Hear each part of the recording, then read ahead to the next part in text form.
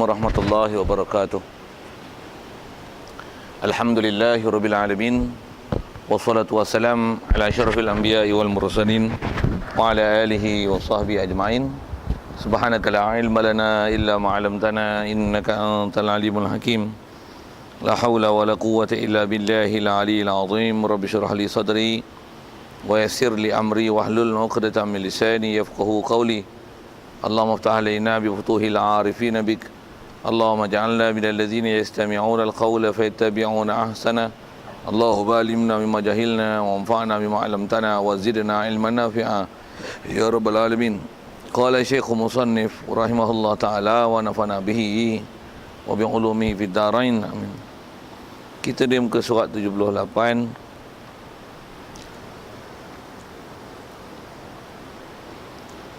Kata Musannif rahimahullah taala bunyi Subhanallah, alhamdulillah, Allah. Subhanallah, subhanallah. Subhanallah, alhamdulillah, Allahu akbar. Subhanallah, alhamdulillah, Allahu akbar. Subhanallah, alhamdulillah, Allahu akbar. 78 ya. Percayaan terhadap hari kiamat.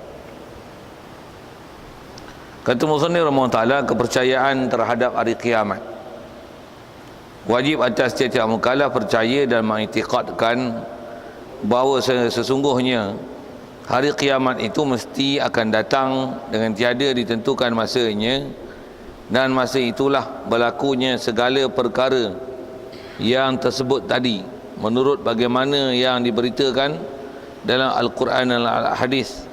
Dalam hadis-hadis Nabawi, wajib ia percaya dan mengiktikadkan bahawa sekalian manusia dihidupkan oleh Tuhan, dihidupkan semula, kemudian daripada matinya keadaannya serupa bagaimana kejadiannya ia masa di dunia. Sekaliannya bangun daripada kubur, dihimpunkan di padang mahsyar, dan berlakulah di sana segala hal yang tersebut itu. Demikian juga dihimpunkan di tempat ini sekalian jin, malaikat dan binatang. Ya, hadirin sekalian, pertama sekali syukur, terima kasih kita kepada Allah Taala. Syukur kita nikmat hidup masih diberi, syukur kita dapat Islam. Lebih-lebih lagi syukur kita Allah Taala jadikan hati sanubari kita boleh membenar, mengiyakan, menerima semua ajaran Nabi kita Muhammad sallallahu alaihi wasallam yang kita tak bangkang satu pun. Itulah dikatakan iman. Lebih-lebih lagi juga syukur kita Allah Taala jadikan kita boleh taat patuh perintahnya, meninggalkan larangannya, yang tak ramai orang boleh dapat gitu. Juga syukur di atas nikmat sihat lapang masa diberi, hidayah taufik masih kekal ke kita, dia beri dan anugerah semua itu. Dengan itu dapat kita hadir solat maghrib berjemaah, yang dengan itu juga dapat kita nantikan untuk meneruskan bacaan kitab kita daripada kitab Risalah Tauhid ni, insya-Allah. Kita dalam masjid ni ada peluang mendapatkan iktikaf kita. Kalau tak niat lagi main niat sama-sama, lepas niatnya saja aku iktikaf dalam masjid ni kerana Allah Taala. Kata Musannif rahimahullah taala, kepercayaan terhadap hari kiamat. Hadirin sekalian, apa yang kita nak sambung ni masih bicara bab kiamat. Hari itu kita bicara istilah tentang kiamat, istilah dia, pengertian dia, tarikh yang diberi dalam kitab macam mana. Ada istilah kiamat sebelum berlaku kemusnahan alam, ada kiamat sebelum daripada kemusnahan alam. Jadi ada dua makna kiamat tu, dengan makna dimusnahkan alam, dan ada makna kiamat bangun semula daripada kubur lepas ditiup sangkakala yang kedua. Ada kita bicara lebih kurang makna gitu, dan beberapa perkara yang lepas lah. Jadi kita nak bicara khas ni, tajuk ni tentang bagaimanakah kepercayaan kita terhadap hari kiamat. Jadi mengikut kita kaedah ahli sunnah wal jemaah, apa pegangan kita terhadap hari kiamat ni. Jadi rasanya kalau tak jawab banyak pun kita sedia malu dah, wajib beriman lah. Ayat mudahnya gitu kan. Kalau kita perhati sikit tentang hari kiamat ni, nisbah beriman memang dia akan sebut. Sekali lalu tadi pun boleh perasan hukum tu, walaupun kita akan baca balik insya-Allah. Sekali lalu pun kita memang sedia faham bahawasanya kita wajib i'tiqad, percaya memang berlaku hari kiamat. Selesai tak? Akidahnya gitu. Cuma kalau kita perhati elok dengan apa yang kita dah belajar bab lepas, khususnya percaya dalam bab ketuhanan, yang kita meyakini Allah Ta'ala masih sempurna, di atas kesempurnaan dia, dia boleh buat apa saja dalam atas nama mungkin mengikut kehendak dia. Jadi kehendak dia nak buat apa saja, nak bagi kita hidup, nak bagi mati, nak bagi siang, nak bagi malam, nak bagi alim, bagi jahil dan sebagainya. Hukum perbuat sesuatu yang nama mungkin ini adalah harus. Jadi kalau kita perhati bab kiamat ni, pandang pada sudut harus tu, boleh tak Allah Ta'ala buat kiamat? Itulah jawabnya boleh. Boleh tak dia tak buat kiamat? Boleh. Jadi kalau pandang pada bab perbuatan, menjadikan kiamat ataupun tidak kiamatkan alam ini adalah satu perkara yang mungkin dan harus. Itu asal hukum. Saya nak sebut tu, itu ialah asal hukum yang kata hak Allah Ta'ala untuk dia nak kekalkan bumi alam ini seperti mana yang ada sekarang, dan hak dia untuk dia nak musnahkan sekaliannya. Okey, itu asal hukumnya harus. Di atas bab kita bicara ni tentang kata wajib beriman pada hari kiamat, macam mana boleh jadi wajib pula? Dengar yang ni yang nak faham sangat ni. Boleh jadi wajib pasal apa? Kerana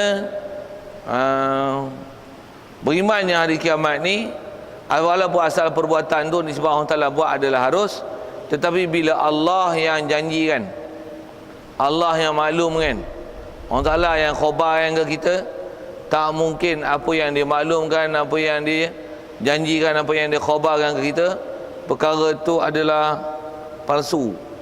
Tak mungkin. Bahkan mesti apa yang dikhabar adalah benar, pasti apa yang dimaklumkan kita adalah pasti betul, dan kita mengiktikadkan benar dan betulnya tu. Jadi di atas kaedah kata memang apa yang disebut, apa yang difirmankan, begitu juga pada Nabi kita Muhammad SAW, apa yang disabdakan tentang berlakunya proses hari kiamat itu, dan nisbah ayat Quran menyuruh kita beriman ni sangat kuat, yang jadi hukum wajib i'tiqad, nak mengisyarat dan menunjukkan bahawasanya bab hari kiamat ni walaupun nisbah asal perbuatan ke Allah Ta'ala harus perbuatan itu. Boleh Allah Ta'ala buat kiamat, boleh Allah Ta'ala tak kiamat ke alam ni, tetapi dari segi i'tiqad mengikut kaedah Islam, wajib i'tiqad memang wajib. Memang tu mana? Mesti, tak dapat tidak. Alam ni akan sampai satu saat saatnya yang Allah Ta'ala akan binasakan. Jadi yang sebut tentang kata wajib i'tiqad, Allah Ta'ala akan binasakan alam ni walaupun asalnya mungkin, tapi bila dah datang janji maka dia jadi wajib i'tiqad. Dan wajib macam ni dia panggil wajib li ghairi. Maksudnya satu perkara yang wajib dengan sebab perkara lain. Asal-asal masalah kiamat ni asalnya tak wajib dengan lelo ayat tu. Asal-asal kiamat ni tak wajib, dengan tak wajib pun asal dari mana? Asal pada sudut kaedah berfikir, yang kalau kita bahas bab ketuhanan, tentulah antara sifat harus pada Allah Ta'ala ni mengada atau meniadakan mungkin. Jadi di atas kata mengada meniada mungkin, alam ni ada untuk diadakan terus ataupun ditiadakan, benda itu mungkin. Tetapi bila datang ayat Quran, datang hadis Nabi SAW menyebut tentang benarnya dan pastinya berlaku hari kiamat itu, maka hukumnya berubah jadi hukum wajib li ghairi. Tu asalnya dia bukan wajib, asalnya harus saja, mungkin. Tapi bila dah ada maklumat isyarat menjelaskan tentang wajibnya berlaku hari kiamat, maka kat kita wajib i'tiqad, dan atas bahasa lain mesti kita wajib meyakini, mengiktikadkan, berpegang sungguh teguh tanpa ada syak, zon dan waham bahawa memang akan berlaku proses kiamat. Sebut tentulah. Satu, kalau ada orang kata Allah Ta'ala dia nak buat kiamat ni, tak kiamat pun boleh, dan memang nak kiamat pun kita bukan tahu, tu hak Allah Ta'ala untuk dia kiamat ataupun tak kiamat ke alam ni. Faham saya sibuk apa tu? Kalau ada orang pegang itulah, kita tengoklah apa duk sibuk-sibuk wajib-wajib beriman dengan iman Nabi Isa lah apa, itu semua harus, kata dia. Semua harus. Kalau Allah Ta'ala nak buat, buatlah. Tak nak buat pun tak nak buatlah. Nak pergi kiamat pun kiamatlah, tak pergi kiamat pun tak kiamatlah. Dia kata harus. Nanti Ustaz, orang macam tu ada masalah bab i'tiqad lah. Masalah tak mana? Dia masih berpegang dengan hukum asal, hukum akal, yang dia adalah asalnya harus, hak Allah Ta'ala untuk dia nak ngurus ke alam ini, nak biarkan terus ada ataupun terus dengan dikiamatkan, itu hak dia. Tetapi bila khususnya Allah Ta'ala sendiri yang menetapkan bahawasanya memang dia akan musnah ke alam ini, wajib i'tiqad memang alam ni musnah. Sebut tentulah i'tiqad asal. Dia semua bab perkara-perkara yang asalnya mengikut kaedah dari segi hukum berfikir, kaedah akal, perkara itu bukan wajib, bukan mesti, bahkan harus saja, mungkin saja. Tetapi bila berkaitan dengan bab janji, Allah Ta'ala menjanjikan perkara itu mesti berlaku, tidak akan ada yang menyalahi daripada janji dia. Okey. Yang tu bab asas lah, walaupun sebelum baca yang kita mesti faham dia, khususnya atas kata akidah kita sebagai orang Islam yang ni memahami perkara yang kita dah sebut ni ialah wajib usuli. Maksudnya wajib usuli perkara besar yang kena faham bab akidah. Apa dia yang kena pegang, ada yang tak kena pegang, mana yang wajib beriman, mana yang tak wajib beriman dari segi sudut perkara itu sendiri, ataupun apa perkara yang berlaku dalam dia, alamat besar, alamat kecil, khususnya tentang kiamat ni. Dia kena tengok elok-elok, jangan ada nanti perkara yang wajib i'tiqad tak diiktikad, perkara yang harus i'tiqad dan diiktikad, bahkan rekanya macam-macam di atas keharusan i'tiqad tu. Okey, yang tu kena tengok elok-elok. Macam mana pun atas kita bicara ni, atau dia yang sebut wajib atas setiap mukallaf balik wakal lah, percaya dan i'tiqadkan bahawa sesungguhnya hari kiamat itu mesti akan datang. Cuma dia akan datang. Dari sisi hukum apa? Wajib i'tiqad. Jadi setiap mukallaf kalau ada tak i'tiqad je ni, sedia maklum hari kiamat ni ialah salah satu daripada rukun iman. Menafikan bab rukun iman, kufur. Naudzubillah. Dan kita dah belajar CP ni sejak dulu lagi. Apa dia? Rukun iman ni 6 tolak 1 kosong. Jadi tak beriman hari kiamat macam mana? Kosong, kafir. Okey, siap. Jadi di atas i'tiqad wajib pegang, memang kiamat berlaku, datang. Kalau hujah pun rasanya kalau tak syarah panjang pun boleh cari hujah apa bukti bahawasanya memang kiamat ni pasti berlaku. Hujah mudah kan? Ada? Boleh? Kan kita dulu budak lah ni besar. Dah besar tu cam lah, tak lama lagi bopi bahasa itu tak matilah. Alam ni dulu macam mana? Adakah suasana panas berdengung macam ni? Lain dengan dulu lah, lain. Untuk apa tandanya? Macam-macam lah, lapisan ozon lah, apalah, macam-macam lah. Jadi maksudnya fakta keliling kita pun, bahkan keputusan yang dibuat oleh manusia pun memang memastikan dan meyakini dengan sepastinya bahawasanya memang alam ni akan ada saat musnah dia. Tentulah. Macam mana pun sikit sebut tu ke dalil kaedah berfikir dengan akal dan kaedah berfikir dengan mudah untuk mensabitkan bahawasanya memang wajib i'tiqad kepada hari kiamat. Okey. Jadi wajib i'tiqad kiamat pasti akan datang. Jadi kiamat tak lagi lah.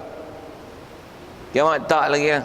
Sekali lalu sikit dengan hujah Quran, mana bukti kiamat pasti akan datang? Mudah je. Saya Quran cerita kiamat ni sangat je bahasanya. Antaranya iza waqa'atil waqi'ah.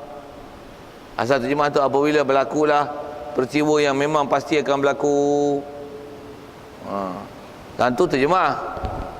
Kalau tengok Quran tu iza waqa'at, apabila berlaku. Kalau kita belajar waqa'at ni di fi'il madhi. Fi'il madhi maksudnya madalla ala zamanin qada wa qada, setiap satu yang menunjukkan masa zaman yang telah lalu dan berlepas. Jadi iza waqa'at dah berlepas dah lalu. Apa faham dia? Kiamat jadi dah. Boleh faham? Iza syamsu kuwirat, iza syamsu kuwirat. Apabila matahari syamsu kuwirat digulung. Matahari digulung. Jadi faham kuwirat tu dia letak taknis fi'il madhi, maka maksudnya peristiwa langit digulung ni dah berlaku lah. Boleh faham nak saya sebut apa ni? Nak sebut kata ayat Quran tu yang menunjukkan bahawasanya sabit berlaku hari kiamat tu, dan wajib berpegang tang kata yakin tu tang mana, sedangkan ayat Quran semua sebut fi'il madhi. Pula tu sedangkan tengok kiamat tak berlaku lagi, tapi kenapa gunakan bahasa fi'il madhi, perbuatan yang qada wa qada? Atas syarah ulama kata dia bahasa yang digunakan ke kiamat ni, kalau tengok dalam struktur format bahasa Arab dia, semua datang dengan fi'il madhi. Dia adalah untuk menunjukkan perbuatan tu pasti berlaku. Bukan untuk menunjukkan benda tu telah berlaku, tapi pasti berlaku. Pasal apa kaedah guna pasti berlaku datang dengan fi'il madhi? Kerana pasti berlaku, benda yang nak berlaku dia akan datang. Tapi bila menyebutkan sesuatu yang akan datang, macam memang dah berlaku, itu menunjukkan bahawasanya memang benda yang akan datang tu memang pasti berlaku gitu. Boleh faham tak tu ayat tu? Pasal bahasa Arab ni, antara format dia, benda tak berlaku lagi, tapi dia guna bahasa dah berlaku. Antara maksud dia adalah benda tu memang pasti berlaku. Boleh faham macam tu? Kalau sikit bahasa Inggeris, benda yang tak past tense lagi, tapi kita cakap past tense. Apa maksudnya? Benda tu pasti berlaku, seolah-olah dia dah pas. PAS, bukan PASS, PAST. Dia dah pas, dah berlalu. Padahal tak berlaku lagi, tapi gunakan apa fi'il madhi tadi? Guna past tense. Jadi seolah-olah dah pas dah, tapi tak berlaku lagi, tapi yakinnya perkara tu macam dah berlaku. Yang ni usul Arab ada tuan, bahasa Inggeris tak ada. Bahasa Melayu lagi macam berbahanya bahasa. Pasal saya nak tunjukkan, kata mana dalil menunjukkan kata kiamat ni akan berlaku. Pasal sedangkan ayat Al-Quran, kalau tengok sekali lalu, tengok bodoh-bodoh lah tu, ayat Quran yang cerita kiamat semua cerita fi'il madhi. Jadi bila fi'il madhi maksudnya kiamat ni dah berlaku, sedangkan kiamat belum berlaku. Saya nak ajar tu, kiamat belum berlaku, tapi guna bahasa seolah-olah dah berlaku. Apa maksudnya? Ayat yang kata dah berlaku tu menunjukkan bahawasanya memang dia pasti berlaku. Kepastian benda tu akan berlaku adalah seolah-olah macam dia dah berlaku. Satulah guna fi'il madhi. Yang tu dia kata fi'il madhi dia tadullu ala tahqiqil wuqu', ala tahqiqil wuqu' wasubut. Dia kata tahqiq benar betul berlaku dan tetap terjadinya perkara itu. Itu antara kaedah-kaedah menggunakan fi'il madhi tu. Istilah tu, benda yang walaupun belum berlaku tapi dah dibahasakan telah berlaku, seolah-olah benda tu memang pasti berlaku. Bukan seolah, dia maksudnya memang pasti berlaku, seolah-olah macam dah berlaku. Ambil CP tu, faham tak faham tanya lain. Pasal Quran tuan semua bahasa itu. Kalau perhati Quran, idza syamsu kuwirat, idza sama'u syaqqat, fa idza balagatit taraqi wa qila man raqa. Semua ayat Quran semua dengan fi'il madhi kan, semua past tense, padahal tak berlaku lagi. Pasal apa? Past tense. Tu tuan-tuan kena ngaji Arab. Satu saya carah kau tu sikit, kokoklah can help you something kan. Tapi jangan duk jadi bengong macam ni tuan. Tuan baca-baca Quran, tuan pandai fi'il madhi. Idza waqa'at fi'il madhi, kata dah berlaku kiamat, tapi tak berlaku lagi. Ayat Quran ni, ini kata dia sesat, ini bukan versi Ahlussunnah wal Jamaah, ni versi Syiah. Dia kata lah bodoh, dia kata Syiah, sikit Syiah, tak betul je Syiah, tak betul je Syiah memang tak betul, tapi mengatakan ayat Quran tu tak betul disebabkan kiamat tak berlaku lagi. Tapi ayat Quran semua dah gunakan fi'il madhi seolah-olah dah berlaku kiamat. Dan telah melabelkan bahawasanya pahaman macam tu adalah sesat dan salah. Tak betul, tak betul. Itu bukan kaedah memahamkan bahasa Arab. Pasal kaedah bahasa Arab antaranya disebut dalam bab ni lah, yang kata perkara tu tak berlaku lagi tapi datangkan ibarat, maksudnya bahasa pertuturan dan percakapan Nabi Rasul dan bahasa firman Allah Ta'ala tu didatangkan dengan fi'il madhi. Sekali lagi sebut perkataan tu, didatangkan dengan fi'il madhi, pada asalnya menunjukkan makna yang telah lalu, tapi oleh kerana yakinnya perkara itu seperti seolah-olah telah berlalu, maka sebab itulah disebut dan diungkapkan dengan fi'il madhi. Sikit nak sebut tentang kata kiamat tu mesti datang. Nak syarah kau tu. Kalau kita memang dah yakin dah, memang yang akan mestinya kiamat lah, mesti kiamatnya, yakin dah betul lah, sah dalam akidah Ahlussunnah wal Jamaah. Tapi apa buktinya? Syarah sikit daripada Quran tak pandai, bodoh, gantu sikit. Maksudnya apa dalil? Aku tak pandai mikir-mikir ni. Aku beriman je dengan Quran. Beriman tu bagus dah.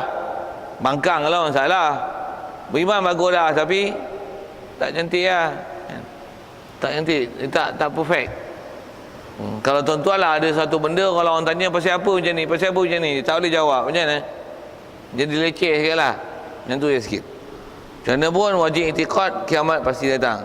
Jadi sikit syarah ayat Quran yang kata benda tu tak berlaku lagi tapi dah didatangkan dengan fi'il madhi menunjukkan dia ialah tahqiqul wuqu'. Sikit lagi kalau saya sebut tu, antara makna lagi pada tanis pada fi'il madhi ni selain pada menunjukkan tahqiqul wuqu', maksudnya pasti berlaku perkara itu, antara makna yang ada pada fi'il yang didatangkan tanis ni antaranya makna takrib, makna hampir dan dekat. Antaranya ayat yang kita selalu baca dengan qamat tu, qad qamatis salatu, qad qamatis salah. Apa bunyi dia? Qad qamatis salatu, qad qamatis salah. Qad qamat tu fi'il madhi dia. Qad qamatis salah, sesungguhnya telah terdirilah oleh sembahyang, sesungguhnya telah terdirilah oleh sembahyang. Saja bunyi ikut tu sikit. Faham tak bahasa dia cakap tu? Dia cakap apa kan? Orang nak kamat. Kamat ni nak sembahyang ke dah sembahyang? Tak sembahyang lagi, baru nak sembahyang. Tapi Tok Bilal kata apa? Qad qamat. Qamat ni fi'il apa? Tu tuan-tuan tak tahu, tak dijawab tu. Tapi secara tak ada tu. Sesungguhnya fi'il apa tu? Fi'il madhi. Saqama qamu qamat. Jadi fi'il madhi. Ni qad qamat, sungguh telah terdiri sembahyang. Terdiri apa? Baru qamat. Belum takbiratul ihram lagi. Kata dah terdiri. Maksud kata dah terdiri itu ialah dekat waktu nak mendiri. Jadi ada makna takrib, makna hampir, makna dekat. Antara makna qamat, makna takrib, makna hampir, dekat, masa jarak yang tak jauh. Jadi qamat tu bukan makna telah terdirilah sembahyang, telah terdirilah sembahyang, tapi dengan makna telah hampirlah waktu untuk dirikan sembahyang, telah hampirlah waktu untuk dirikan sembahyang. Kalau idza waqa'at maksudnya telah pastilah, memang pasti akan berlaku kiamat. Dan telah pastilah memang pasti akan berlakunya kiamat. Dia akan makna itu lah. Jadi makna tu makna apa? Makna dengan isyarah kalimah. Jadi sebut fi'il madhi bukan dengan makna madhi, tapi madhi dengan makna memahamkan tahqiqul wuqu'. Ada fi'il madhi dengan makna li takribi zaman. Maksudnya masa hampir. Tak, orang tak faham tu tadi lain. Tapi saja sebut tu nak menunjukkan antara kaedah kita mantap baca kitab-kitab Jawi, kitab-kitab syariat tuan-tuan ialah kita faham format Arab tu. Untuk saya sebut format ada fi'il madhi menunjukkan pasti. Lepas tu Allahumma salli ala Muhammad. Nak kata benda-benda yang pasti juga datang dengan fi'il madhi, antara selain pada makna pasti dia juga menunjukkan makna hampir. Hak tu ialah maklumat yang nak kutip tu dalam kaedah bahasa. Satu kali ada orang tanya esok, kita tak jadi masalah bab i'tiqad. Lagi kita boleh bagi penjelasan dan menghilangkan masalah orang pula. Pahala besar tu. Satu nak ngaji dapat pahala besar macam ni, dia kena ngaji sampai kita faham semua. Bau cantik tu. Pasal bukan saja untuk kita tapi orang lain boleh menampak bersama. Sedikit ulama kita buat bandingan tuan-tuan tentang prinsip belajar ni. Kata dia pasal belajar kita ni ada benar Rasulullah isyarat. Dia kata ibarat ilmu yang telah beri ni dengan manusia ibarat macam hujan. Ada hujan turun bertakung. Dia tak serap tapi dia bertakung air. Ada binatang minum, burung, tunggasan apa, manusia semua ambil daripada tanah itu.